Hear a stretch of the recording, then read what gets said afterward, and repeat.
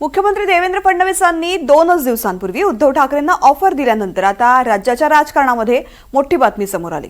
मुख्यमंत्री देवेंद्र फडणवीस आणि आदित्य ठाकरे हे काल तब्बल 3 तास एकाच हॉटेलमध्ये होते। वांद्र्यामधील सोफिटेल हॉटेलमध्ये दोन्ही नेते शनिवारी संध्याकाळी 6 वाजल्यापासून उपस्थित होते। त्यात त्यांची बैठक झाल्याची माहिती समोर येते। देवेंद्र फडणवीस आणि आदित्य ठाकरे हे त्यांच्या वेगवेगळ्या कार्यक्रमाकरता सोफिटेल हॉटेलमध्ये गेले होते असं सांगण्यात येते। दरम्यान आमच्या प्रतिनिधीनं आदित्य ठाकरेंना याबाबत विचारलं त्यावेळेस त्यांनी भेटीवरती बोलणं टाळलं। मात्र चर्चा सुरू आहेत तर सुरूच राहू द्या असं वक्तव्यही त्यांनी केलंय। अधिवेशन काळात फडणवीसांनी ठाकरेंना ऑफर दिली होती। त्यानंतर ठाकरे आणि फडणवीसांच्या 4 भेटी झाल्या।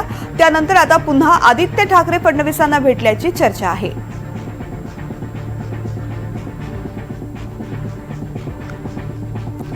दरम्यान आमच्या प्रतिनिधीनं या भेटीबद्दल आदित्य ठाकरेंसोबत चर्चा केली। त्यावेळेस आदित्य ठाकरे एनडीटीव्ही मराठीला त्यांनी काय सांगितलेले आपण पाहूयात। मी माझ्या मित्रांसोबत आलो, आमचा डिनरचा प्लॅन होता, त्याच सोबत संगीत कार्यक्रम पूर्ण करून बाहेर आलो। माझी आणि देवेंद्र फडणवीस यांच्या भेटीच्या बातम्या ऐकत होतो। मात्र एक व्यक्ती आता या बातम्या बघून गावी जाईल असं वाटतंय।